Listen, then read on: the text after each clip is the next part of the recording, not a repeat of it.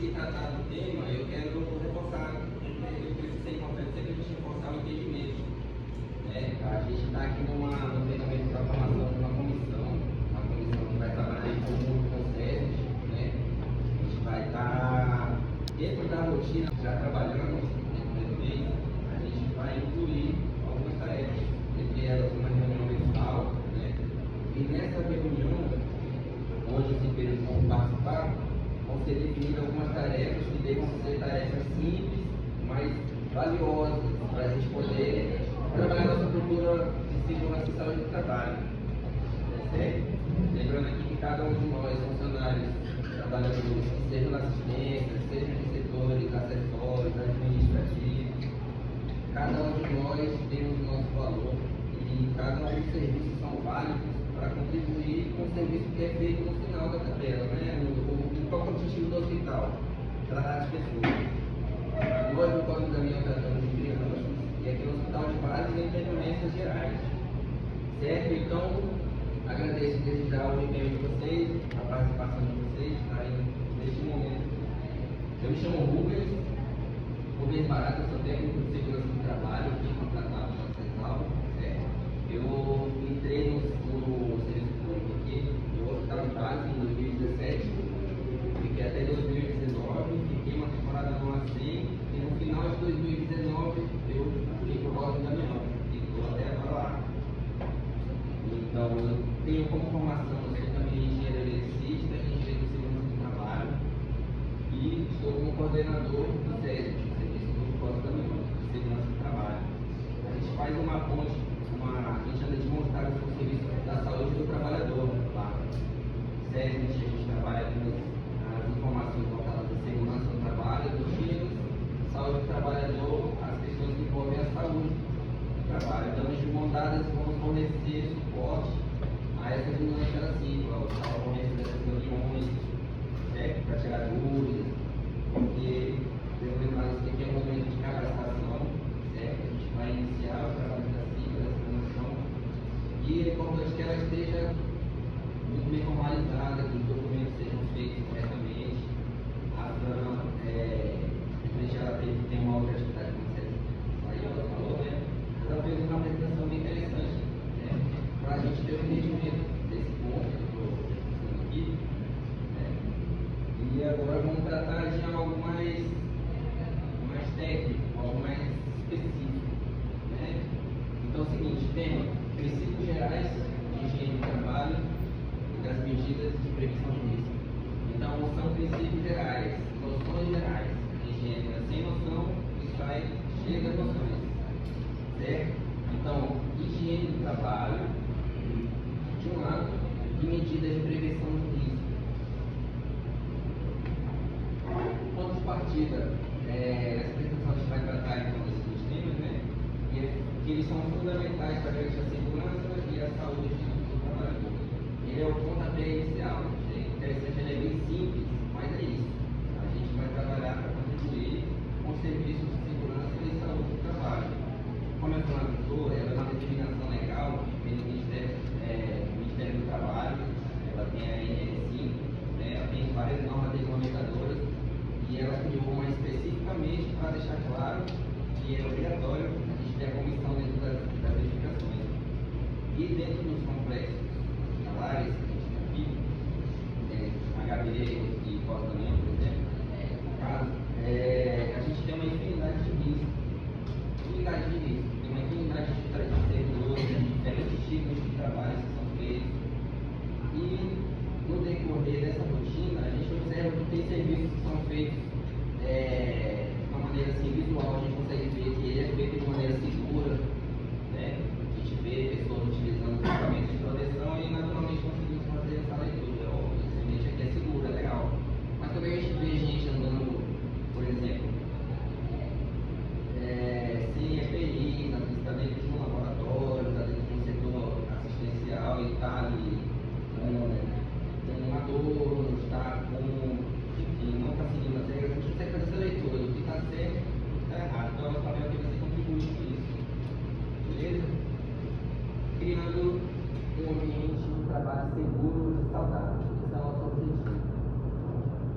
Bom, volta lá só um pouquinho. Olha só, três imagens aqui, gente, que é uma apresentação que eu procurei trazer, não um texto da leitura, mas ela é mais para trazer bastante reflexão para a gente. Então, observe bem essas três imagens aí. Primeiro momento ali, ó, temos uma equipe, o pessoal está sorrindo para foto. Segundo ponto ali, temos uma profissional que está uma visível um sofrimento ali, está tratando, pode estar cansado. E no terceiro momento ali, a pessoa está em casa, cuidando da sua família. Gente, os temas que a gente trabalha, né, de nosso setor de segurança do trabalho e a saúde do trabalho, segurança do trabalho, ela vai contribuir nesses três momentos aí. Ela vai estar presente em todos os momentos da nossa vida, porque ela vai tratar da nossa saúde. Então, o profissional que está aqui na sua equipe, trabalhando, muitas vezes a gente passa por momentos de dificuldade, frente à nossa rotina, frente a algumas faltas de recursos, né, alguns problemas de envolver, por exemplo, um assédio, uma conduta que não seja interessante, então ela vai causando estresse, a gente vai adoecendo, essa é a verdade. A gente tem um índice gravíssimo aqui no estado de adoecimento por problemas de saúde mental, por exemplo, né? Teve uma infinidade de outros, que estão em terceiro lugar, no primeiro, no quarto, quinto. Então são fatores que adoecem as pessoas, adoecem os nossos colegas, e vai adoecer esse pessoal aqui, ó, o camarada que está segurando o filho dele, a mulher que está ali, observando, né, o berço da família. E o que acontece? Esse cara que está aqui, ele pode estar seguro, fazendo as suas funções, chega em casa e vai se sentir seguro e vai estar de fato seguro para interagir com a sua família, por exemplo, né? Agora o profissional que não usa desses princípios, desses procedimentos, acaba trabalhando de uma maneira inapropriada, né? Ele vai adoecer, e ele vai fazer adoecer o pessoal aqui, ó, o filho dele, a filha dele, a mulher dele, certo? Então é muito importante a gente frisar isso. Então já tem outro momento de reflexão, mas todo esse contexto que envolve esses temas de segurança no trabalho, muitas vezes eles são repetitivos, eles podem parecer macios, de fato são, legislação, é sempre para a gente trazer uma reflexão, tá, para a nossa rotina, para a nossa dinâmica, para poder contribuir com esse quadro, para a gente poder ter saúde e segurança.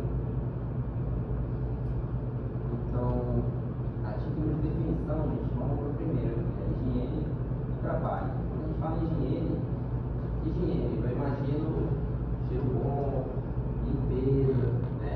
São aspectos voltados a coisas que são, assim, corretas, a gente não tem uma visão de saúde, né, de bem-estar.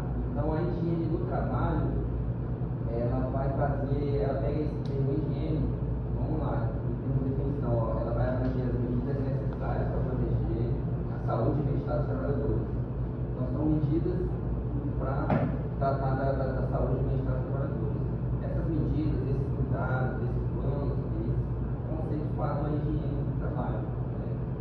Então, a título de definição, a higiene do trabalho e medidas de prevenção de risco. A higiene do trabalho, então, mais uma vez, vai ser esse conjunto de regras, esse conjunto de situações, né? E visado para tratar da prevenção de risco. E ela vai visar ali, ó, evitar acidentes e doenças relacionadas ao trabalho. E, por fim, então, eles são pilares fundamentais para um ambiente de trabalho seguro. Gente, esse ponto aqui, ó, ambiente de trabalho seguro. O ambiente de trabalho de vocês é seguro? Vocês acham que ele sim ou que não? A gente fica com essa reflexão. Penso às vezes que não, penso às vezes que sim. E é aqui que a gente vai começar a trabalhar nesse sentimento, ó, que está certo, que está errado. A gente vai despertar essa situação e vamos tratar de uma maneira mais técnica para lidar com essas situações que vão causar ali os acidentes e as doenças transnacionais. Então, qual que é a importância da prevenção de riscos no ambiente de trabalho? Vocês acham que é importante? Será que é importante mesmo? Pode deixar para lá. O que acontece? Nós, como servidores, eu vou falar de uma maneira pessoal. Eu consigo fazer leitura e vejo dentro da minha rotina a gente está muito sofrido, a gente está triste, a gente está ali arrasado. Por quê? Porque tem problema financeiro, problema de saúde, tem problema de assédio. É uma infinidade de problemas que a gente carrega no decorrer dos dias, né?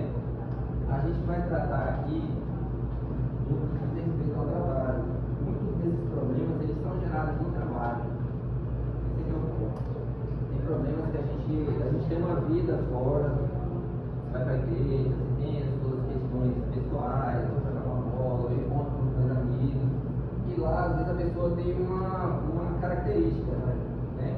E quando chega no trabalho, passa da porta para frente, parece que cai uma nuvem negra em cima da chuva e a pessoa também está chegando. Então a gente consegue, muitas vezes eu consigo fazer essa leitura, vejo duas pessoas diferentes.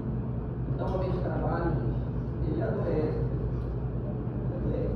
E a gente tem recursos para contribuir com que isso não aconteça. A gente vai diminuir isso o máximo possível. Por quê? Porque é possível. Em função de algumas práticas, alguns entendimentos, a gente consegue melhorar a nossa rotina, o nosso dia a dia. Então, a gente, a importância é lembrar daquela situação da família, cada um de nós, a gente tem os nossos filhos, tanto aqui dentro quanto fora. Então a gente muitas vezes vai estar sendo agente de melhorias ou de adoecimento de outras pessoas também, além de nós. Então fica a reflexão para isso. É uma questão diária, é um trabalho dia a dia, de correria, né?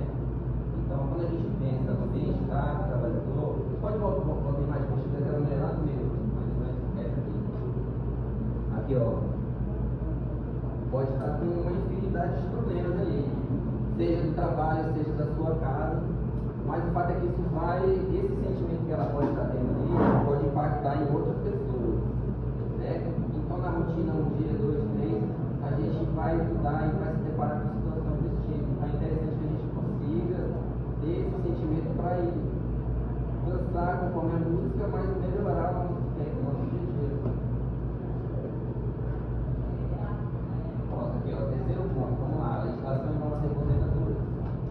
Então, a CIPA, essa comissão, ela vai trazer essas reuniões, né? E todo o regramento, todo o passo a passo, ele está estipulado de acordo com normas regulamentadoras, em especial a NR5, que a Bruna deixou bem clara, ela conseguiu trazer aqui, ela tem a portaria, né, 1968, que traz a leitura do que o governo diz na NR5, ele criou essa norma regulamentadora e falou: você tem que seguir esse passo a passo. Regras, a conduta está aqui. E o Estado, diferente do CLT, ele tem algumas particularidades.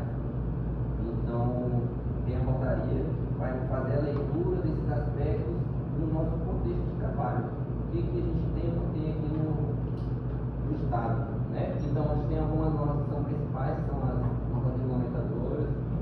Temos portarias, tem a RTC, da Anvisa, que ela vai trazer também uma série de regramentos sobre conduta, distanciamento, como fazer determinados dimensionamentos. Aí você pega e se questiona, cara, não é muita informação, eu tenho que saber disso.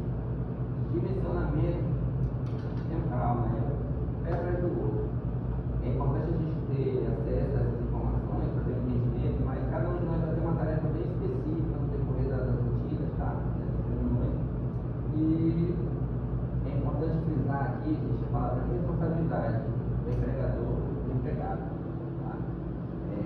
Mas vamos falar para você o entendimento aqui legal, normativo, né, em relação a esse tema, e eu quero reforçar ele, frisar que ele é a CIPA, ela é uma comissão obrigatória. O governo determina, né, que cada empresa, cada unidade, qualquer tipo de serviço tem que ter a CIPA. Então vocês avaliem assim de uma forma bem direta, bem clara, o seguinte: aqui o hospital de base, por exemplo, o hospital infantil com a União, instalamos a CIPA e vamos fazer uma primeira reunião. Qual que é o tipo da reunião? Vamos verificar o que tem de problema. Tem um monte de problema na minha unidade. Vou listar na reunião, mas a gente vai conseguir resolver todas elas? Acredito que não. Mas a gente consegue filtrar ela e trazer tarefas que são específicas para a gente ir de passo a passo no trabalho de formiguinha e melhorando o dia a dia.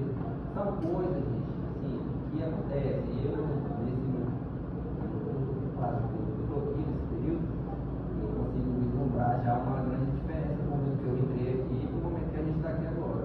A gente observa que são feitas obras, né? São feitas melhorias, tem vários problemas, mas a gente precisa também reconhecer algumas melhorias que são feitas. E grande parte delas a gente vai contribuir com essas melhorias. né? E para a direção, para o corpo do empregador, muitas vezes a rotina da CIPA, a gente vai tratar de problemas, né? Aqui o ar-condicionado está quebrado e toda vez que tem reunião o pessoal sofre, então vamos tratar disso. O ar-condicionado está quebrado, por exemplo. Vamos tratar de medidas para resolver isso. Isso pode incomodar a chefia. Pô, vou ter que pagar, eu tenho um cronograma, já lá na frente agora vou ter que fazer isso extraordinariamente. Tem 1 milhão de problemas para resolver e assim para estar aqui. Vou tirar esse pessoal fora. Não. A gente tem a estabilidade exatamente para isso. Beleza? Então a gente tem responsabilidades enquanto membros da comissão titulares, suplentes, de acordo com essas normativas.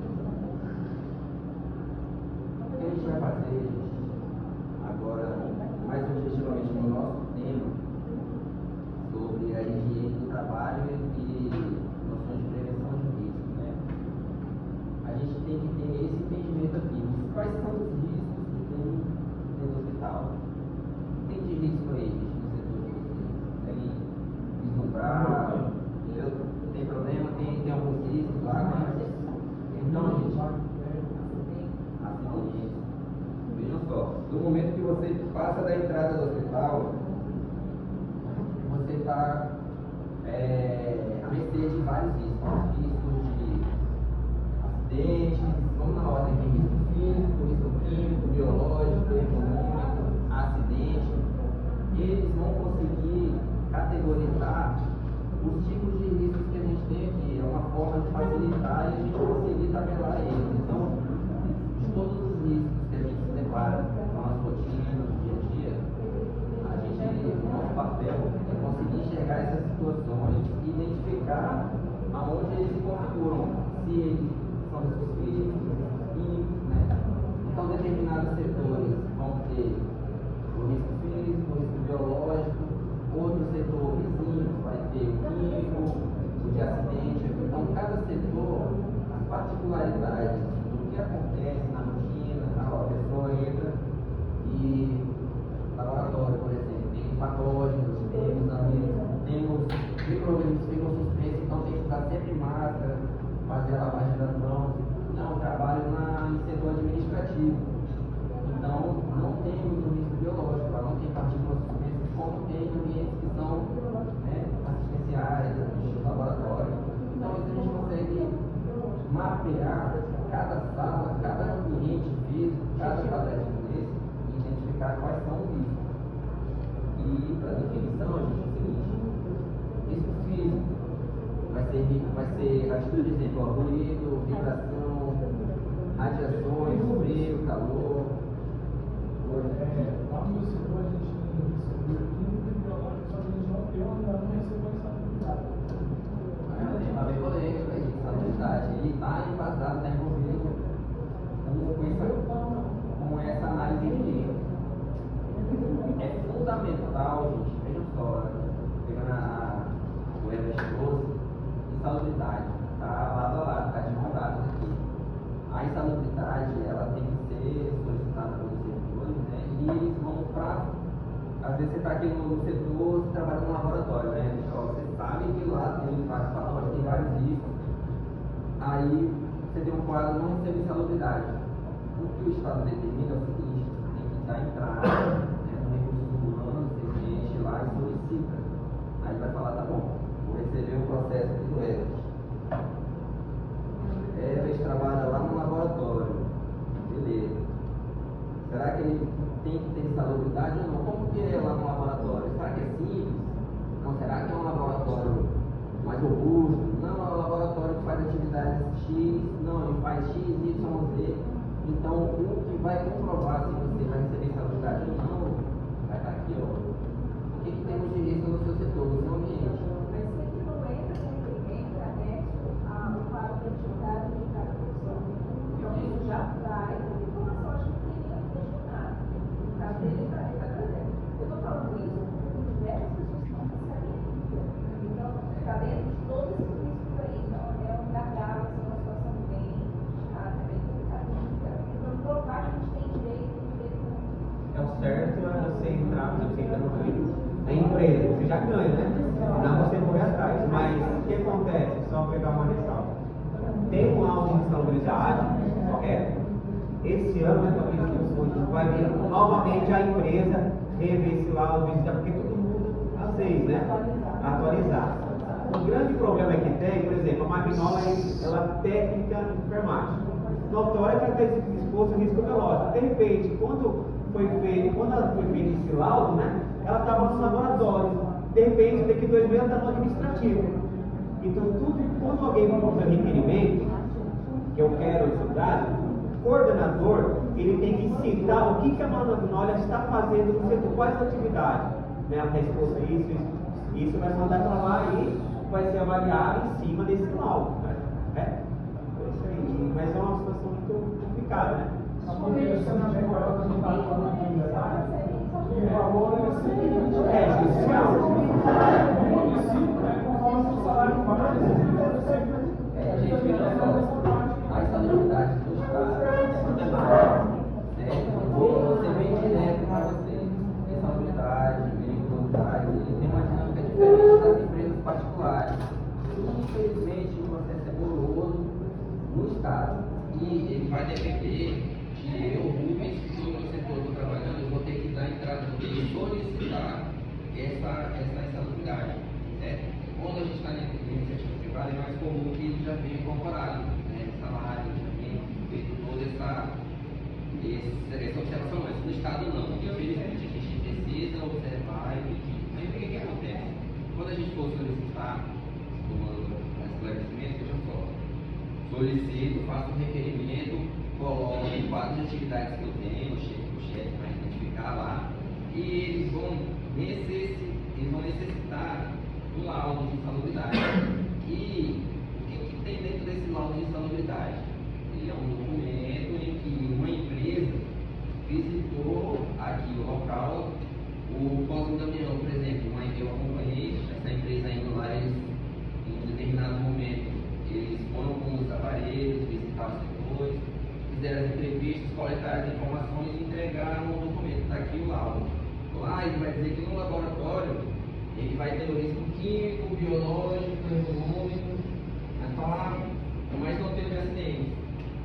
Já o vizinho ele já tem o risco de acidente na manutenção, de pegar uma queda, eu tenho o risco físico de vibrações, ruído, umidade, porque eu trabalho com lavação, minha área molhada, ele já vai envolver umidade, então ele já vai se configurar aqui em curso físico.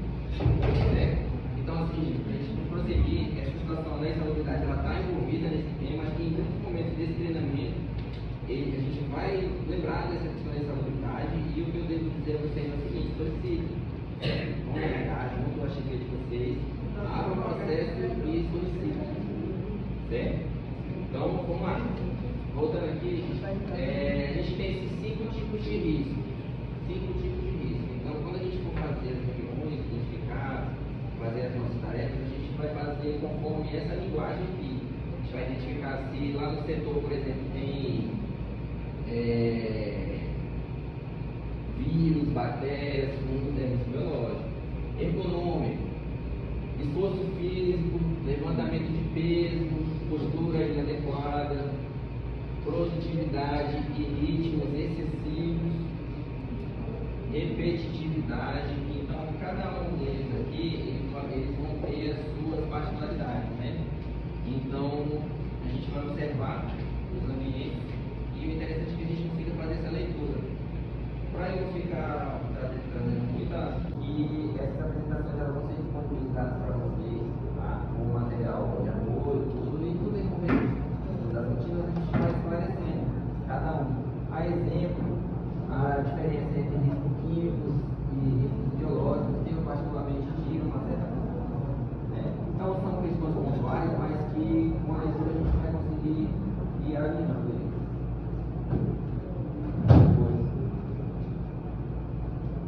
Aí, gente, com esses riscos, é o seguinte: a CIPA tem o papel de fazer os mapas de risco da unidade.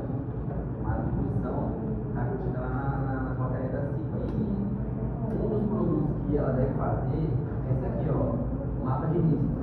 Na frente de cada setor, de cada porta, tem que ter um mapa de risco. A pessoa, seja lá quem for, se for um trabalhador, se for público, um agente de fiscalização, qualquer pessoa, ele tem que abrir a porta e saber o que tipo de risco tem lá dentro, certo?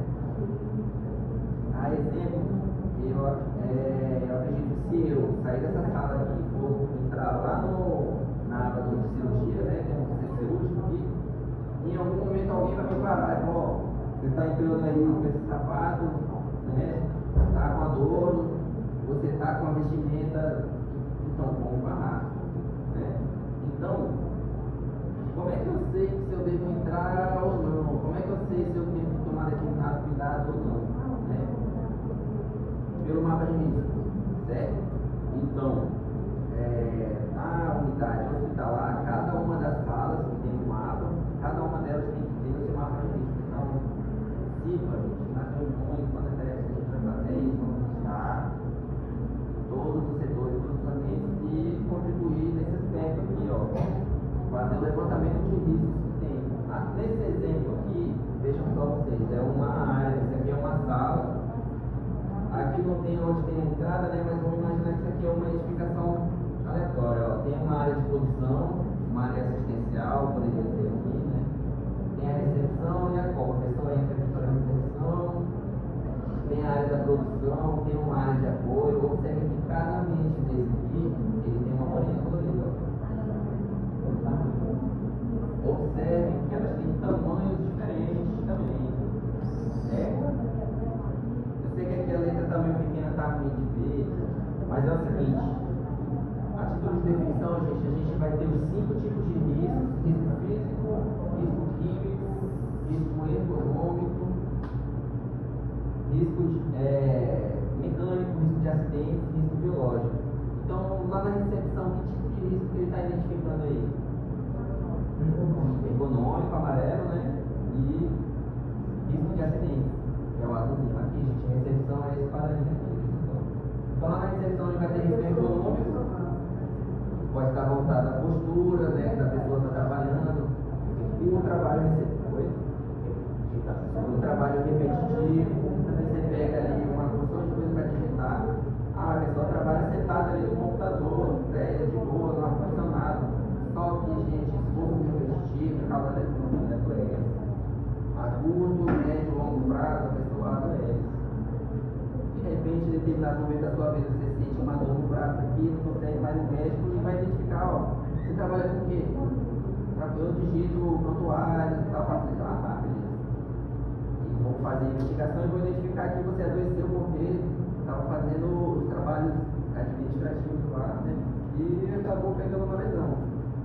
Você registrou? Não registrei. Você está no saldo, está rodado. Você não adoeceu no trabalho, não tem direito a nada. Aí fica a relevância, a importância do nosso trabalho. Aqui no ambiente ele tem uma série de riscos. Mas esses riscos têm que ser controlados, certo? E o nosso papel é contribuir com isso. A gente vai fazer essa leitura, identificar os tipos de riscos. E numa outra leitura aqui, gente, ó, a mesma identificação. A gente tem, ó, diferentes ambientes e cada um daqueles tem as suas particularidades. Aqui na recepção, ele tem um amarelo, tem um azul, aqui tem um azul e um vermelhinho. Ó, o que tem diferente aqui? O vermelhinho é o químico. Tem esse químico na copa, mas não tem na recepção. Então, às vezes aqui na copa, na lavação, você utiliza um produto químico para fazer uma limpeza e configura o risco químico. Mas peraí, na copa, o risco químico, certeza? Só que a gente tem riscos altos, riscos medianos, riscos baixos. Risco alto que não pode ser controlado. A título de exemplo, vamos lá, no setor de isolamento, Covid, época do Covid, o setor está fechado, tem Covid no ambiente, não dá para controlar o risco, a fonte emissora desse risco, ele vai estar presente, ele não pode ser controlado, é um risco grande, certo? Um risco de fato. Mediano, risco relevante que pode ser controlado.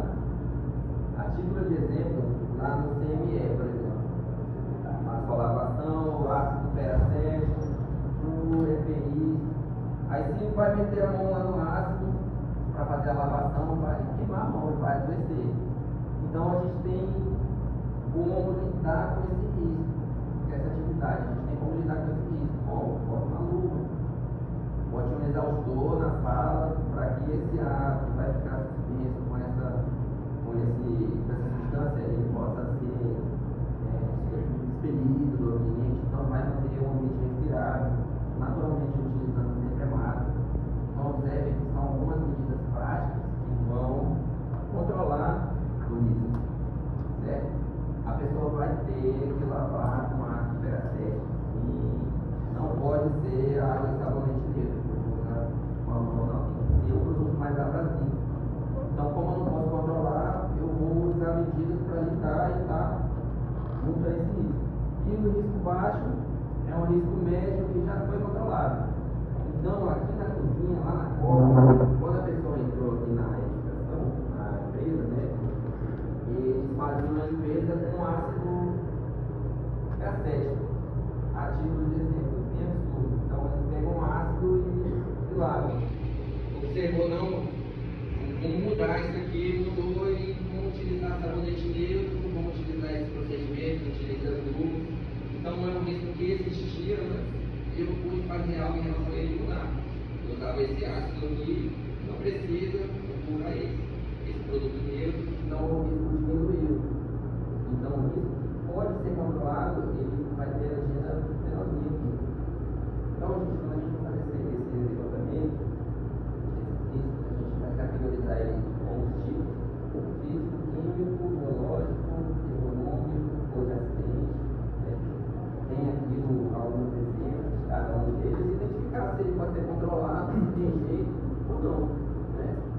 Eu ouvi uma vez uma metáfora que eu acho bem interessante em relação a esse tema, que é o seguinte: o nosso trabalho, às vezes, ele vai exigir que a gente entre numa jaula que tenha uma onça lá dentro.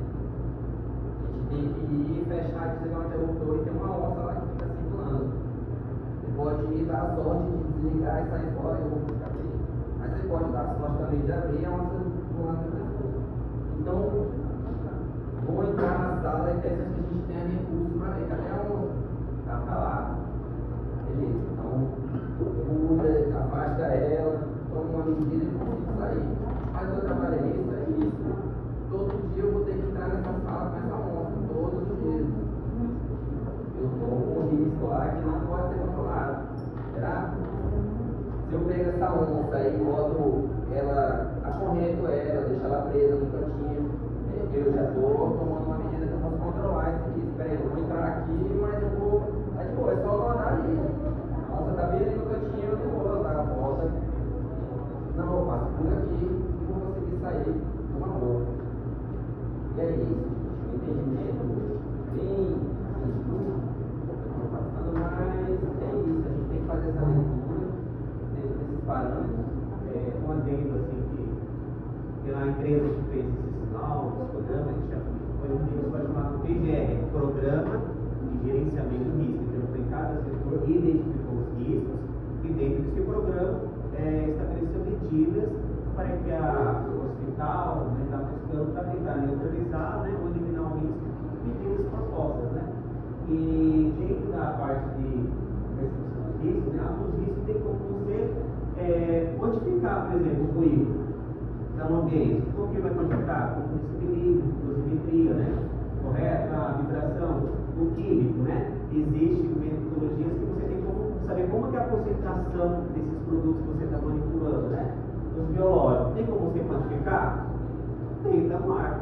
Então, como o Luiz falou, às vezes nós estamos expostos a isso, né? Nós estamos com probabilidade. Quanto mais você está exposto ali, mais probabilidade você tem de condição de acidente. Aqui, por exemplo, o escritório. Será que existe risco biológico? Ou está uma plaquinha assim, aqui não tem risco biológico, o risco está lá, não vou entrar. Na época do Covid, o Covid não entrava lá? Entrava, né? Mas quantificando esse risco, se nós comparar alguém que está lá na assistência do isolamento, o risco é maior, né? Do que alguém que está aqui, mas não deixa de existir o risco. Então, essa questão do contato, do risco, tem muito a ver com sua exposição a esse risco. Então, a exposição da magnólia na assistência, ela está mais suscetível de acontecer um acidente, uma administrativa. Tem que ser isso aí. Por isso, o hospital é um lugar de saúde, dependendo de onde você estiver. Isso é essa parte, né? É a porcentagem que vai definir o grau, né? É isso, 10, 20, 40, né? Uma pessoa que trabalha limpando o banheiro, ela ganha 40%, né? Porque ela está direto com o vaso ali, tá limpando, né? Ótimo, por exemplo, também a radiologia. A radiologia você tem que ter um tempo controlado em que você trabalha no ambiente ali, para ficar exposto à radiação, né? Então é uma medida que foi tomada para não expor o trabalhador mais do que ele pode ali. Tem feito um estudo, tudo, eles têm um parâmetro, ó, vai ficar tantas horas, vai ficar tantos minutos. Então vamos seguir esse regramento e a gente consegue controlar esses riscos. Assim, a atividade a gente não consegue sumir com isso, a gente não consegue tirar a onça da jaula, ela vai ficar lá, no lugar dela ali. Essa atividade, ela vai estar sempre lá, mas a gente tem medidas de controlar ela. E para fazer a leitura delas, por exemplo, ó, eu sei que lá no setor eu tenho um risco físico, né? Eu vou pegar o material que está em cima da bancada é alto pra caramba, então a acessibilidade já é difícil. Então são particularidades que a gente vai observar e vai gozar, né? Se é grave, mediano, se é baixo. E a título de exemplo, eu trouxe aqui um material do mapa de risco lá do próprio caminhão, da nossa última escola assim. Aqui, observe vocês que não tem um mapa, ele não tem a identificação, aquele desenho da bolinha dentro do. Né? Mas aqui, qual que é o conteúdo que a gente tem aqui? Ó? O mapa de risco, o local, o caminhão. Aqui, essa organização aqui, gente, esse modelo, ele foi definido pela CICA, fez uma reunião, aí eles discutiram, a gente precisa fazer um mapa de risco.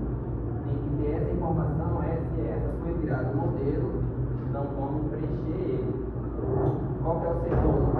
Esse aqui, por exemplo, foi o almoxarifado, o setor de almoxarifado.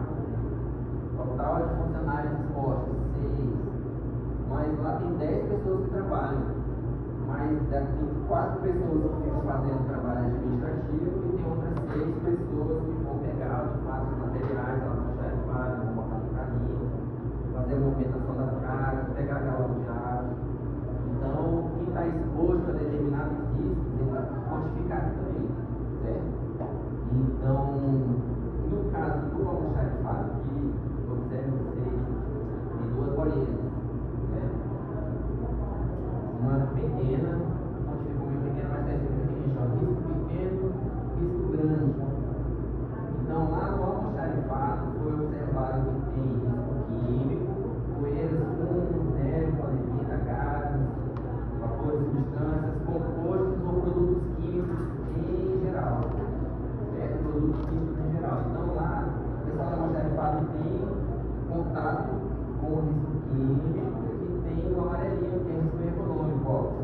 Trabalho repetitivo, mobiliário adequado, às vezes não é, a postura inadequada, às vezes vai pegar uma carga aqui, pega de qualquer jeito, não, você tem uma técnica para pegar, então tudo isso tem que ser treinado, a pessoa que está ali tem que ser devidamente capacitada para seguir esses procedimentos corretos.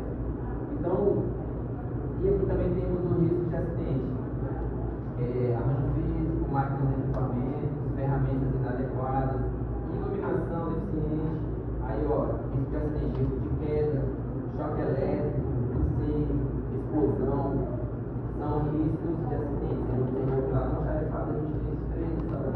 E ele conseguiu dosar aqui e identificar que o risco químico que tem lá no almoxarifado ele é pequeno. O risco ergonômico é pequeno, mas já o risco de acidente ele caracterizou como grande. É grande. Tem mais, ele é evidente o risco lá de cair para caixa, de pegar uma queda, né? Determinados outros ambientes vão ter a bolinha maior, menor, mudar do corpo, mas basicamente a gente vai tomar algumas medidas para fazer esse dimensionamento aqui. Aí, como fazer essa avaliação desse risco? Eu já sei que existe risco físico, tem o risco econômico, tem risco de acidente, químico e o biológico. Beleza, eu sei que eles são riscos pequenos, tem médio, tem riscos que não podem ser controlados, são riscos grandes, né? Como é que eu vou fazer essa avaliação de risco? A gente tem ferramentas, a gente tem métodos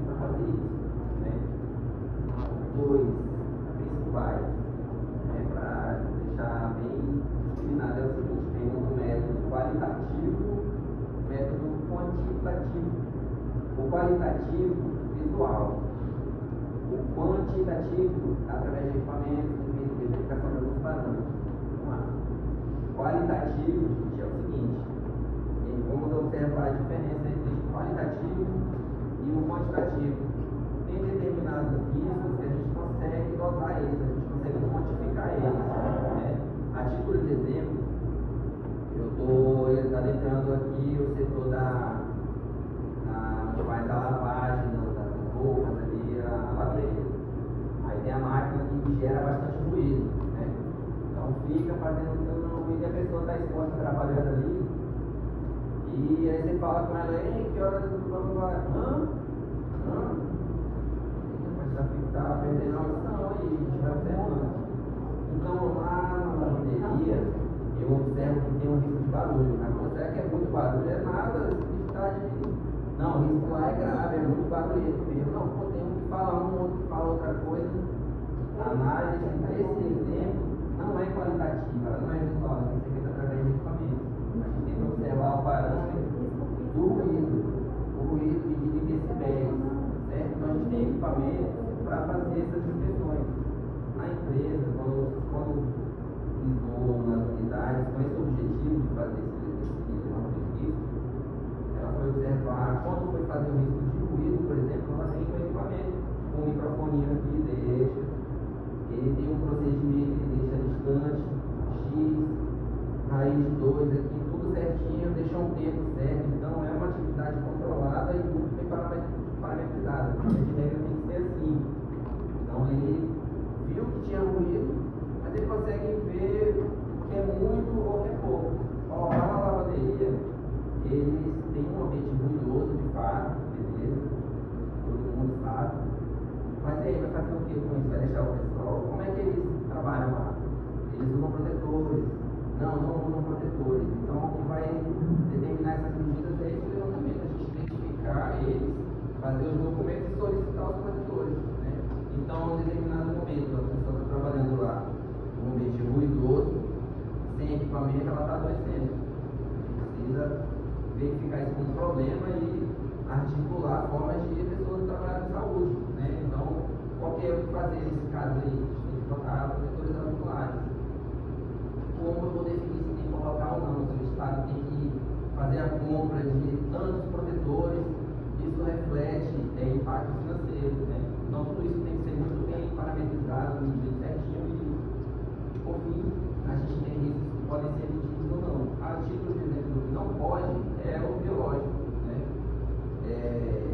Quando você passa da recepção, pisa na entrada do HB aqui, ou passa lá da porta do portão do guarda lá do avião, você já está num ambiente perigoso. Você está exposto a risco biológico, está exposto a riscos invisíveis e riscos visíveis. Então, o risco biológico, gente, eu passei da entrada ali da recepção, você está diante de riscos biológicos. Beleza? O que são os riscos biológicos? Risco biológico aqui de presença de micro-organismos. Então, como é que eu vou saber quantos micro-organismos tem aqui? Vou contar. Vou contar de novo. Não, ninguém conta micro-organismos. Então, ele é uma medida qualitativa.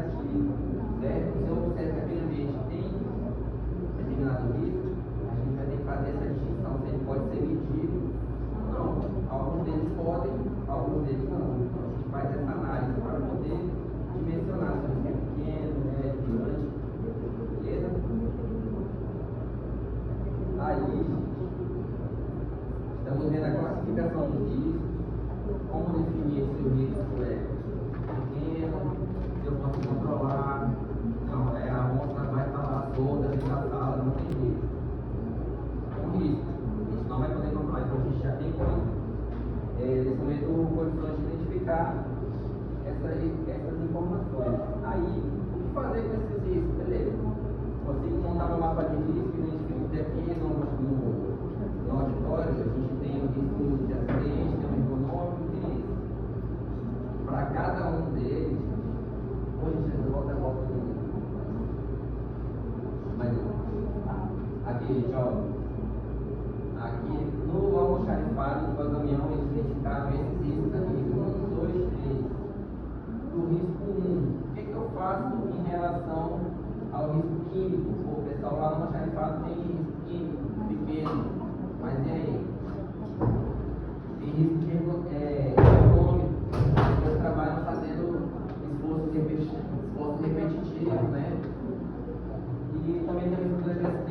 uma queda, ele sofreu um incêndio, né? Aquela situação toda.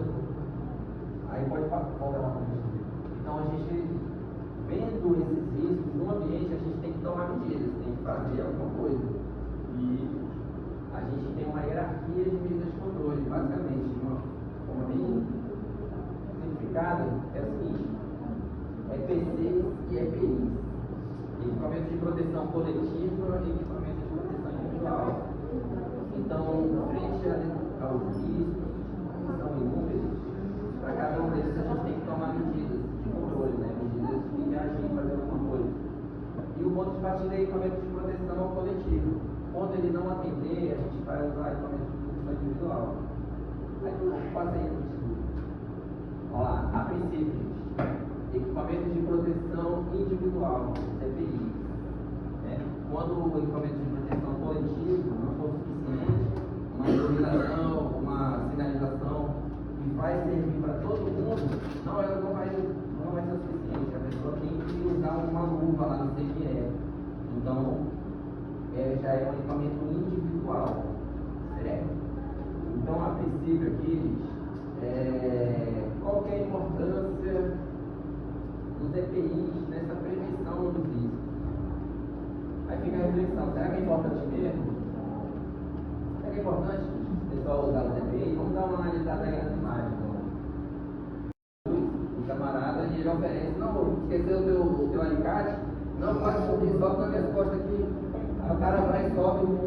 Ele conseguiu cortar a luz do camarada e saiu, só que o coxinha saiu lesionado da coluna, porque estava com um problema de hernia de disco. Ele queria ajudar naquele momento ali, mas botou o cara nas costas aqui. Beleza, e temos o outro cara aqui, ó, veja só, desafio. E aí, o cara trabalha na construção civil, trabalha lá no setor de manutenção, e o cara não pode trabalhar sem o capacete. Mas a gente lida com esses problemas no dia a dia. São particularidades que a gente tem que driblar, tem que achar soluções, né? Então, o SESI e assim, a gente vai dar de mãos dadas. O SESI, a gente tem um trabalho intrínseco, a gente está aqui, nasceu para isso. A gente vai lidar com esse tipo de situação aqui, ó. O cara que vai subir para mexer no para-raio da empresa terceirizada, tá subindo o muro, eu tô vendo que o cara tá com a corda no pescoço aqui. Não, meu amigo, bota o cinturão, a corda em outro lugar. Não, mas eu tô... Tá. Gente, esse cara aqui... Só mais uma volta aí, só um pouquinho. E aqui, gente, a reflexão, o que acontece? Qual que é o problema de não usar EPI? Eu tenho meu cabelo, olha só. Eu sou esse cara aqui. E o meu chefe fica falando na caixa, chefe de manutenção: ó, cara, você tem que usar o seu capacete, usa o seu capacete. Mas e aí? Tem que cortar meu cabelo, eu me faço. Mas tem que usar. Use os seus EPIs, porque não, você vai morrer, certo?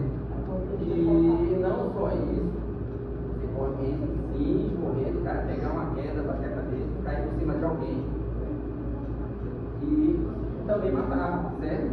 Eu vou dar um exemplo, gente, assim, novamente o exemplo de Bruxo, mas é o seguinte: ocorreu uma situação na empresa que eu trabalhei uma vez, o funcionário caiu, sofreu uma queda em alta, e ele estava carregando uma funcionária. Quando ele caiu, ele quase... O cara escapou, graças a Deus, ele caiu, uma máquina que pisou na tábua podre, estava pegando chuva, só caiu, passou de dentro da máquina. O cara caiu no chão, bateu a cabeça. Você batendo, só que a máquina, não só ele ia morrer, quando eu falo, o seu menino estava passando aqui, passou do lado dele, a máquina, caiu do lado dele. O cara está trabalhando, saiu de casa, abraçou a família dele, falou com os netinhos, tchau, até mais tarde, vou trazer ele, fiquei lá. E de repente o cara está aqui, cai um ar-condicionado em cima da cabeça dele. Como é que eu vou explicar isso para a família? Vai cair um ar-condicionado em cima da cabeça desse cara. E aí? Então, fomos fazer a investigação desse caso, foi feito e foi identificado vários problemas.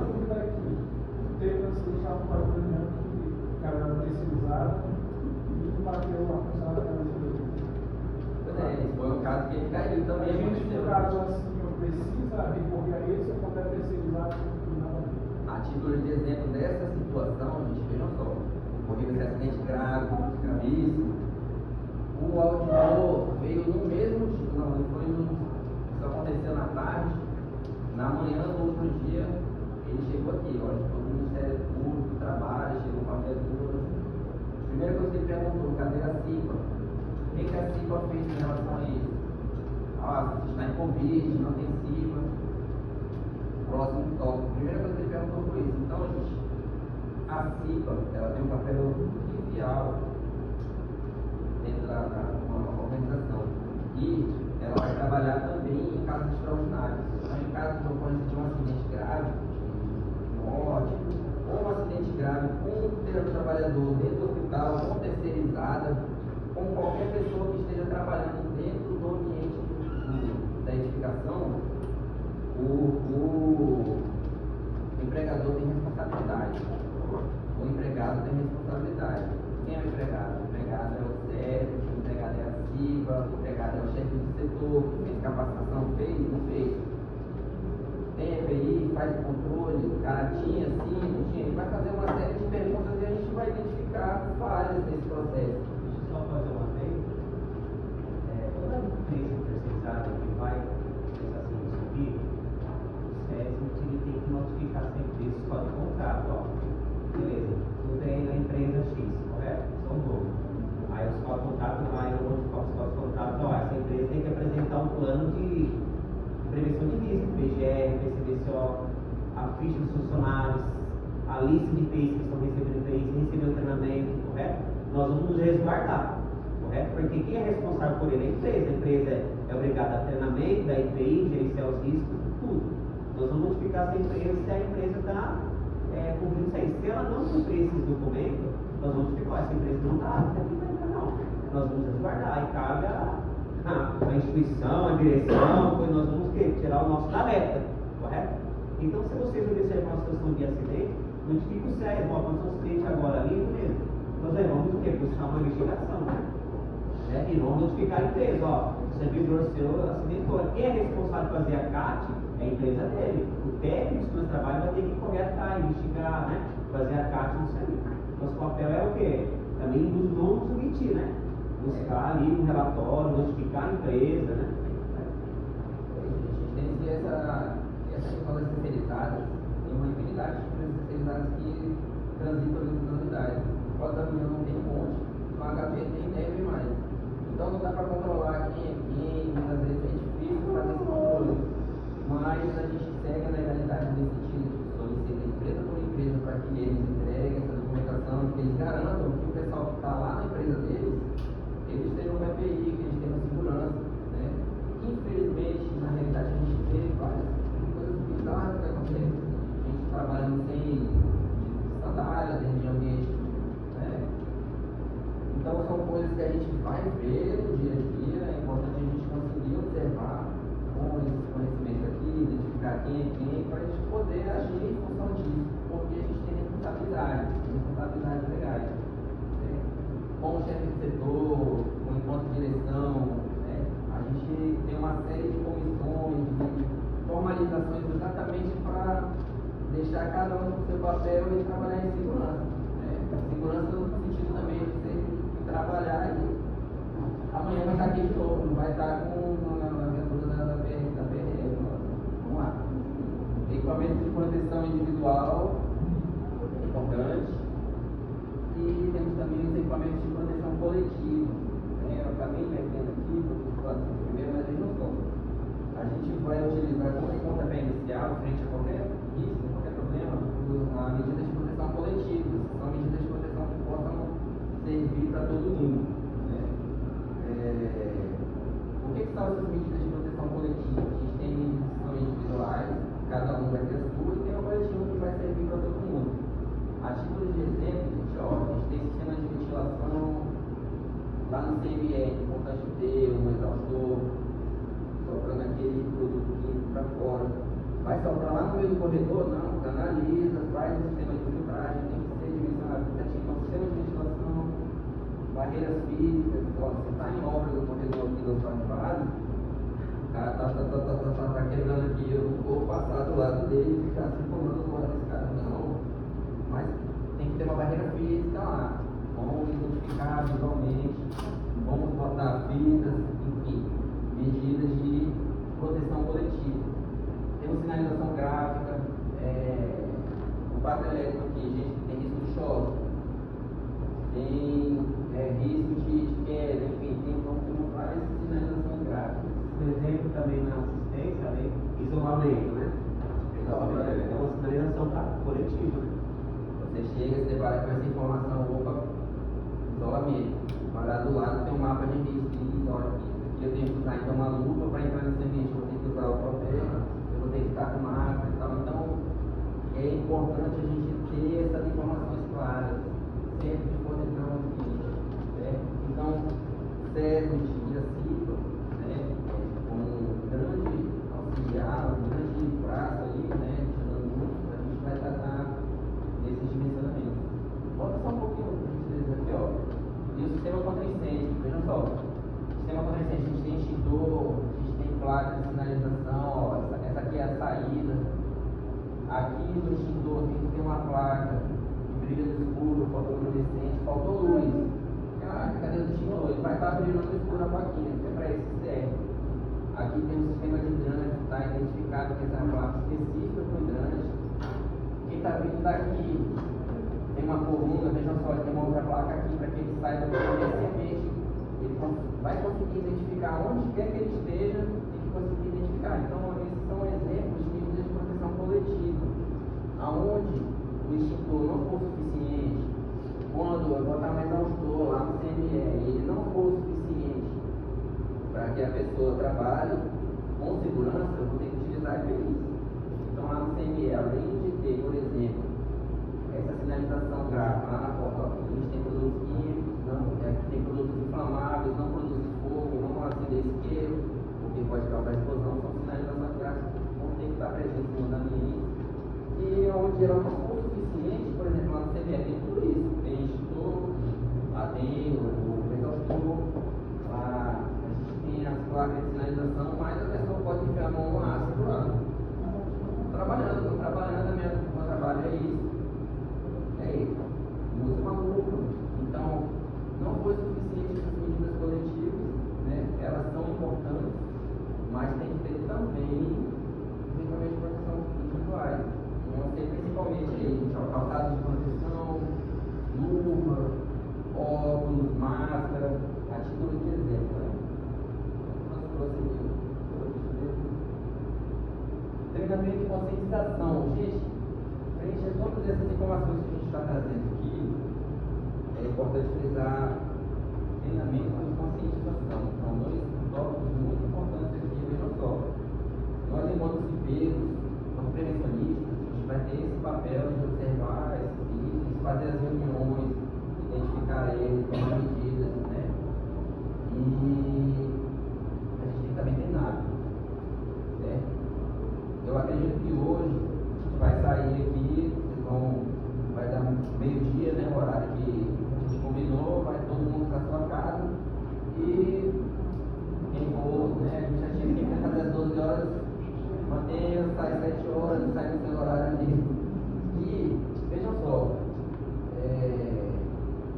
não está bem nada. Quando sair daqui, depois o cara falou um bocado de coisa, mas eu não lembro. Eu estou diante de um risco, mas o que eu faço mesmo?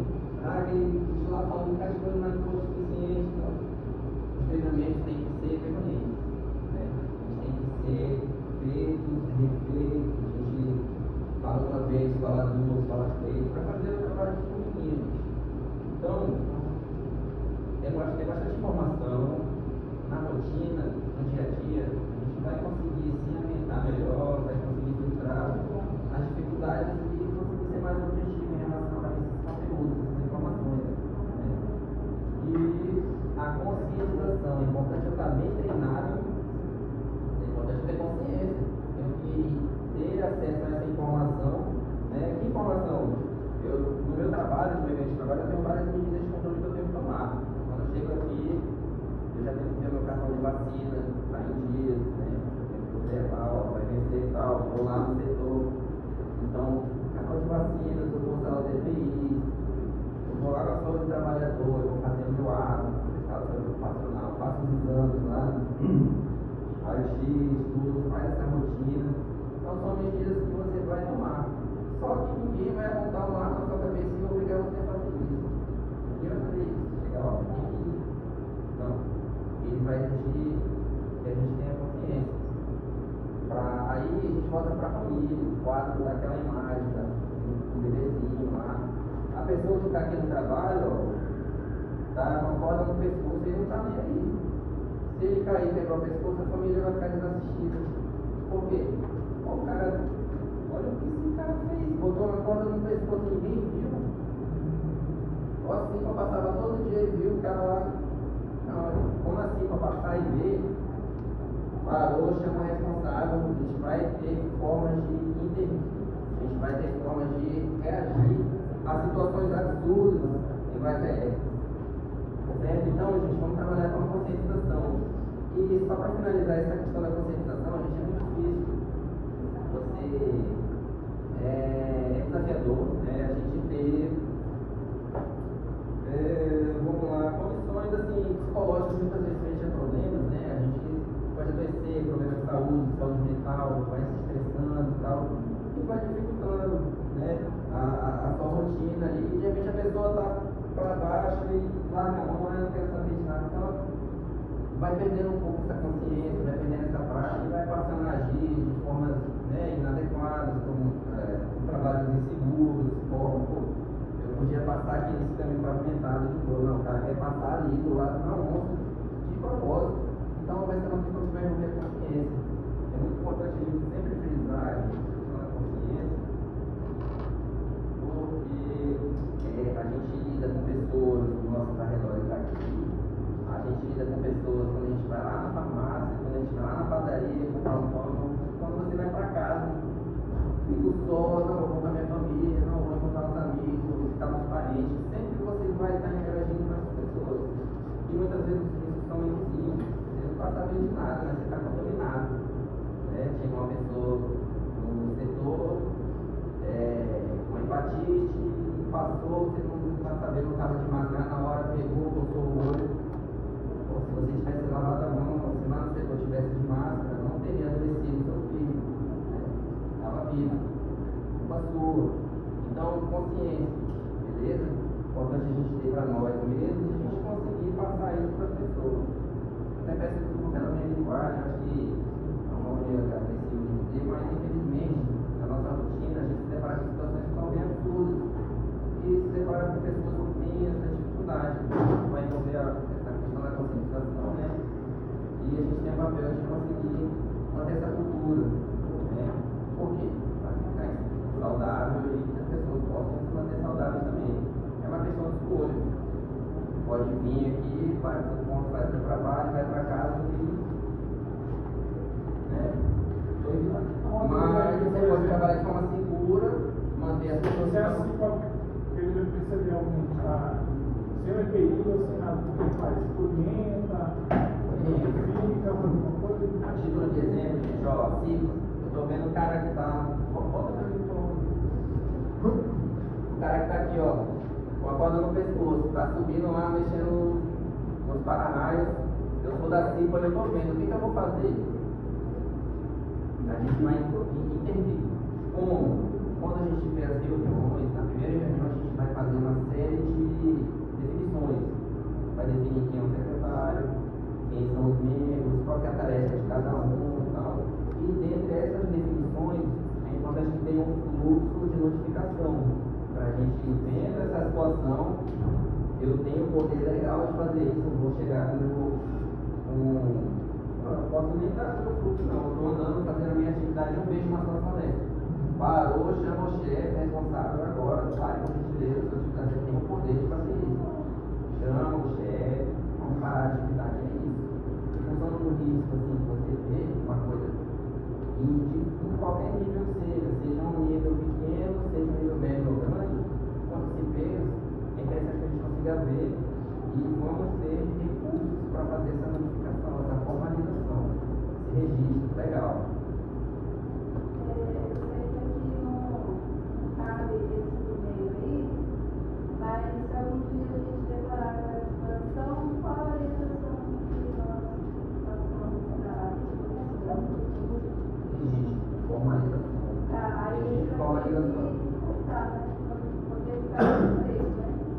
Aí é que tá. Enquanto se vê, gente, é muito delicado você chegar com esse cara aqui, meu amigo, bota esse cabelo, bicho.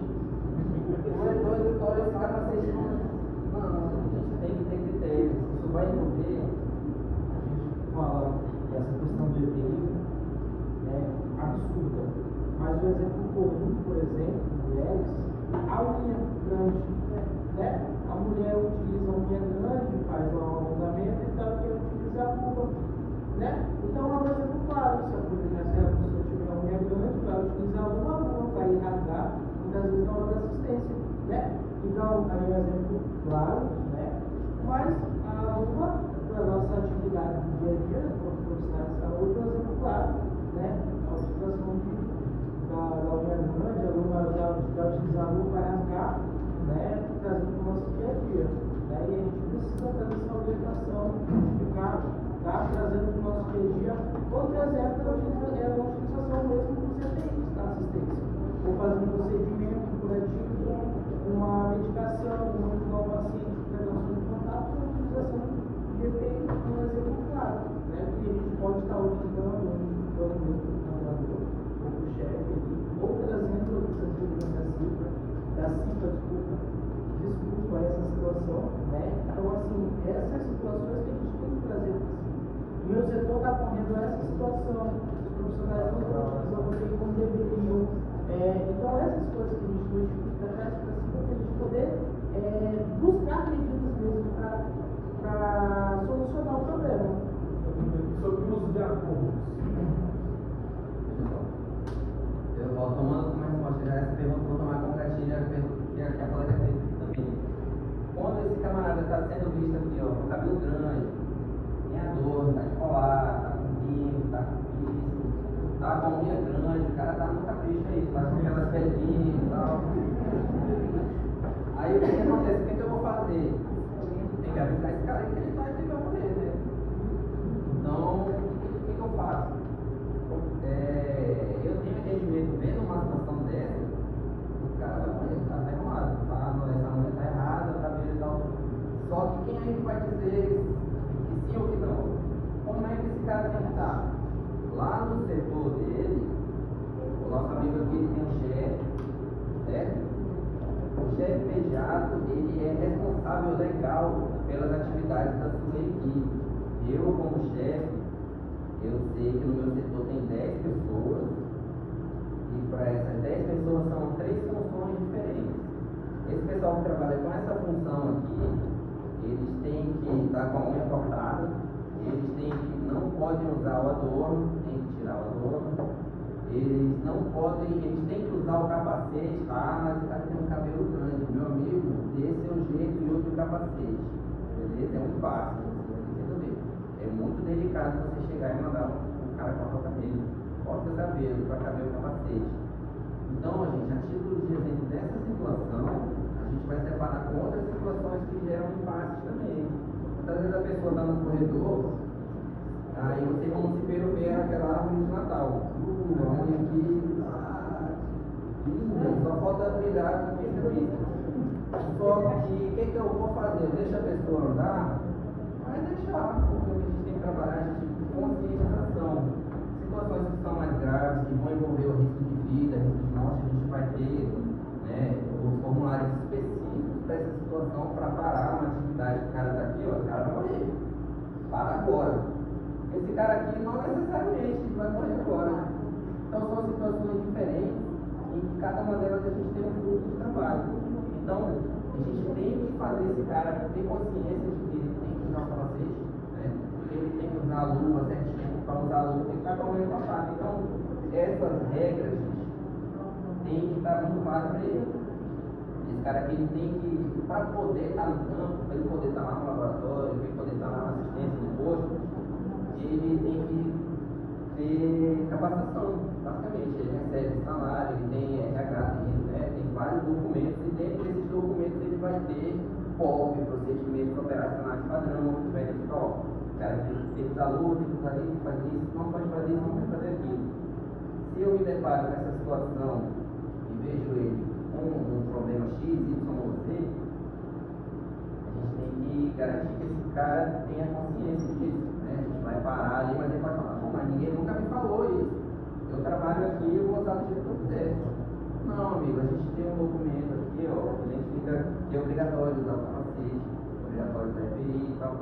Então, cada uma dessas ações, cada uma dessas atividades, elas têm os documentos que vão dizer se a pessoa tem que usar equipamento, qual equipamento, por quanto tempo, né?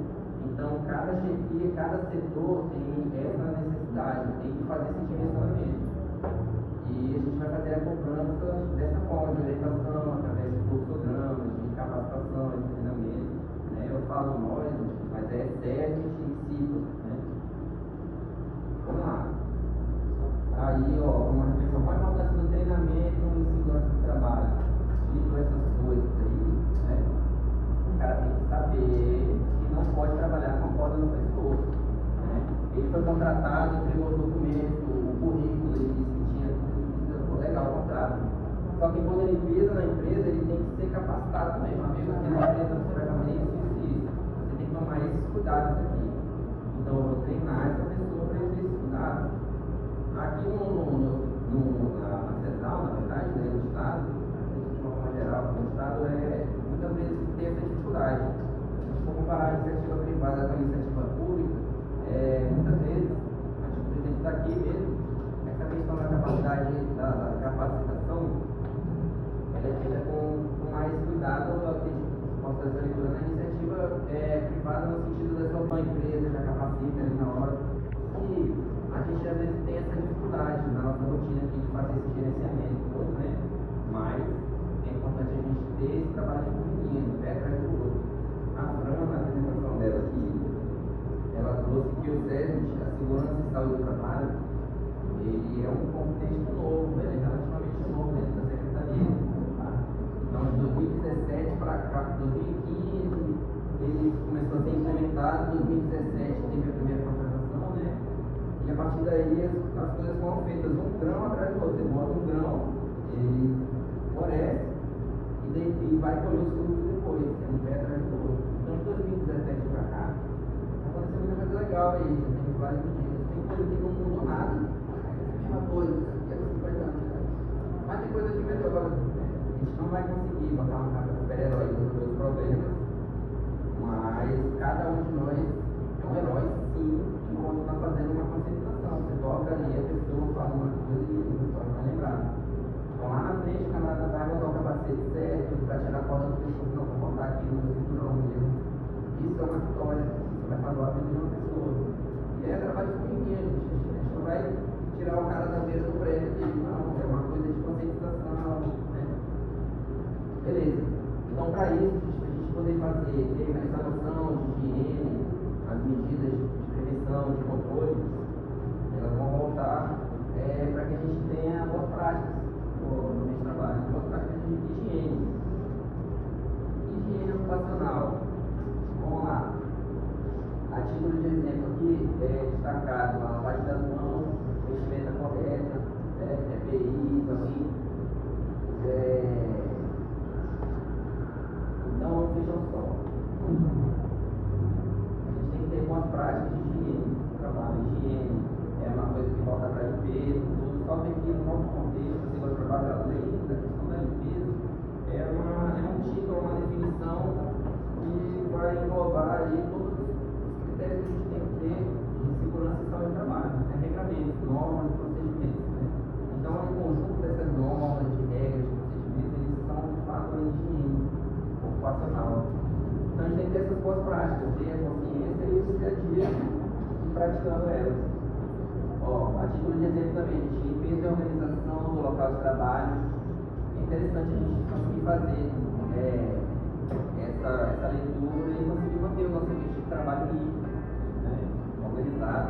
E aqui eu faço um comparativo, gente, ó, entre um ambiente de trabalho limpo e organizado ou um ambiente de trabalho sujo e desorganizado. Né? Eu acredito que só da frase do título a gente já consegue vislumbrar situações diferentes.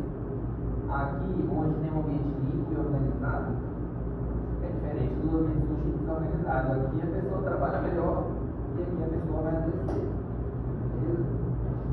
Simples assim. papel enquanto trabalhadores, a gente tem recursos para manter um ambiente limpo, manter organizado, né? A caixa de crédito quando está cheia, chama a empresa, lixeira transbordando, não tem lixeira, tem um local de lavar a mão, a pia está quebrada, não vou lavar, vamos tomar medidas para manter essa higiene.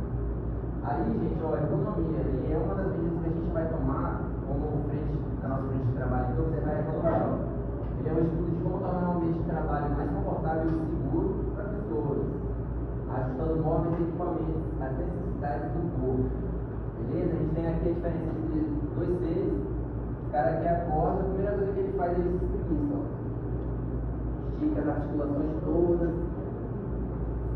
E a gente tem um outro camarada que está visivelmente mais feliz, está sorrindo, só que ele não se espreguiça, não faz nada. O gato, ele, se aparecer um bicho, ele já sai correndo, ele é ativo, tal, aquela coisa toda. E esse cara aqui, não, ele é devagar, come uma folha, a formiga pega nele, pode até matar, porque ele não tem condição de tirar. Então, a gente, a economia aplicada aqui é o seguinte: esse cara está melhor em termos de economia, né? E esse aqui não está tão bem não, ele está tranquilo, está com a cara boa, mas ó, está mal, viu?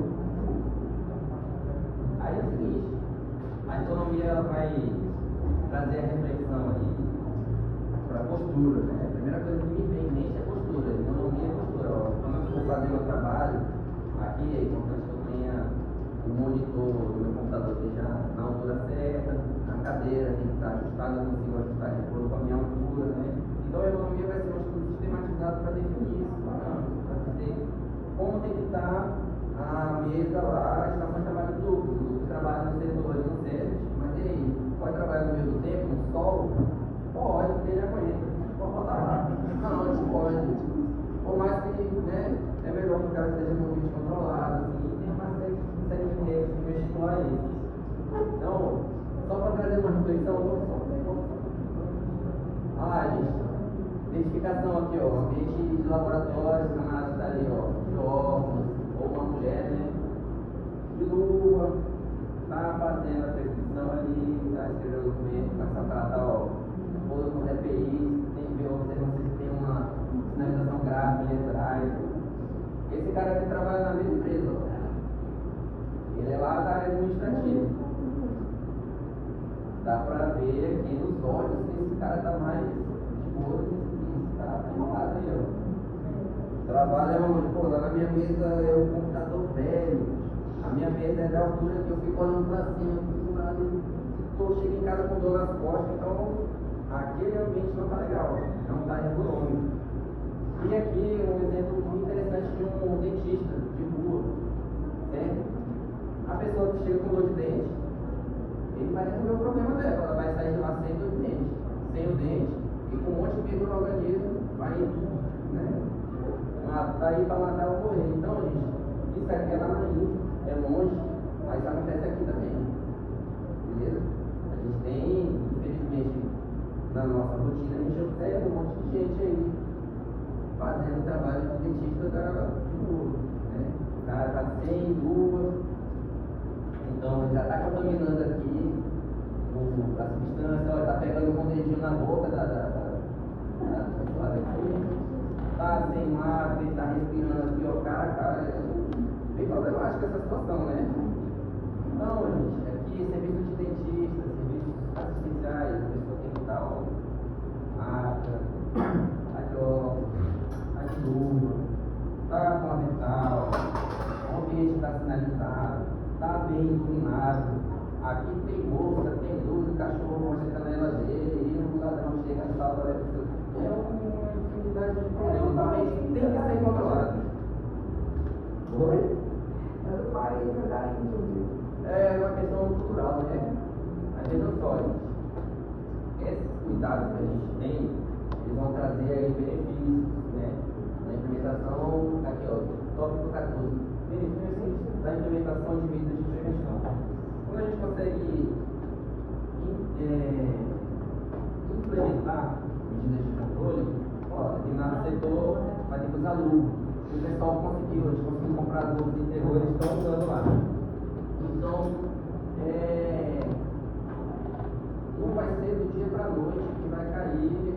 um paraquedas lá com uma caixa cheia de luva e alguém solicitar, alguém tem que observar a importância disso, tem que usar equipamento. Então, a pessoa que está lá, ela vai ter benefícios para a sua saúde, né? Consolidando essas informações que a gente já trouxe, aquela situação da família, né? Então, você tem que tomar medidas para não matar e não morrer, é isso. E isso vai trazer benefícios assim, para a sua qualidade de vida, né? Então, vai reduzir acidentes, doenças ocupacionais, medidas que a gente toma, a gente antecipa, o cara está lá, sem EPI, a terceirizada está trabalhando, o cara não tem equipamento. Aí a CIPA vai lá, faz a notificação e a partir daquele outro dia a pessoa já observa que ele está de luva, está de calçado e tal. Então ele vai reduzir os níveis de acidente, doenças ocupacionais. O cara está lá trabalhando e sabe que tem que usar luva, mas não tem. Cara, eu estou enlouquecendo, estou trabalhando aqui e cai um negócio na mão e meu Deus, e a pessoa vai ficando naquilo. Eu sei que eu tenho que ter os cuidados, mas o empregador tem que me permitir ter esse cuidado, eu tenho que ter acesso aos equipamentos de proteção, né? Então eu consigo diminuir a incidência de riscos de acidente, riscos de doenças ocupacionais, né? De depressão, problemas respiratórios.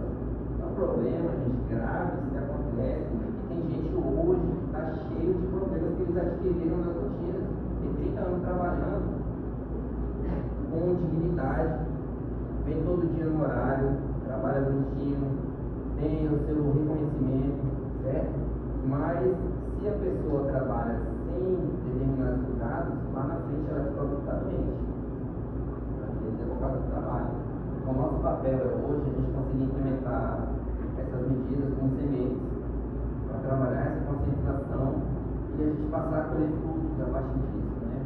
Nós somos humanos brasileiros, a gente se importa, né? A gente tem uma situação mais calorosa de cuidado, né? Então isso vai refletir nisso, né? Esses cuidados que a gente tem, todo esse regramento, essa documentação, ela tem um objetivo que é promover qualidade de vida, né? Promover qualidade de vida para as pessoas e para os familiares, para as pessoas que interagem com você. Então, o impacto positivo na produtividade, a empresa vai passar a produzir melhor, vai fazer mais exames, eu vou conseguir trabalhar com mais critérios, é diferente da pessoa estar adoecida e chega um monte de processo. Você vai para a casa do chapéu, ela quer saber, não, a pessoa vai estar melhor, vai estar com uma função melhor e o serviço vai ter a função melhor. Eu ia trazer um estudo de caso aqui, gente, mas já viu.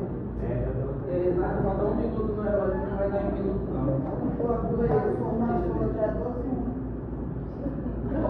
Muito obrigado, eu desejo sucesso a todo mundo e quero, antes de liberar vocês, meu pai também tem dúvida, então uma dúvida que é trazer. Todo mundo Vai demorar. Você falou da questão do tempo do level do X, ficava no tempo do terceiro. Não sei se é válido essa questão do técnico de hemodinâmica, está também em sala, porque a gente trabalha o tempo todo no X. A gente não tem técnico de X em sala, a questão da economia, a gente usa os capotes, a gente pode usar super pesado, o que deve ser feito? Tem X, não tem muito tempo. Pessoal, essa situação, o que acontece? É uma situação particular que outros ambientes também têm suas particularidades. Nesse caso aí, a gente tem que conseguir fazer a leitura de tudo que acontece lá. A gente falou que tem da dinâmica, né? Aí tem a presença de raio-x. Então, a leitura que o texto legal faz é o seguinte: quem trabalha na radiologia no setor X vai estar exposto ao risco, beleza? Mas quem está na hemodinâmica no mesmo ambiente, ele trabalha na hemodinâmica, não, mas a atividade aqui ele não vai envolver os riscos que tem no raio-x. Então ele vai fazer uma leitura no documento de uma situação X e uma situação Y. Mas na realidade, eles estão no mesmo ambiente, né? Como fazer em resposta a esse setor é o seguinte: tem que formalizar, tem que fazer documento, tem que identificar essa problemática lá no setor da radiologia, os setores estão trabalhando juntos e eles não têm medida de proteção, eles não têm esse tempo regulamentado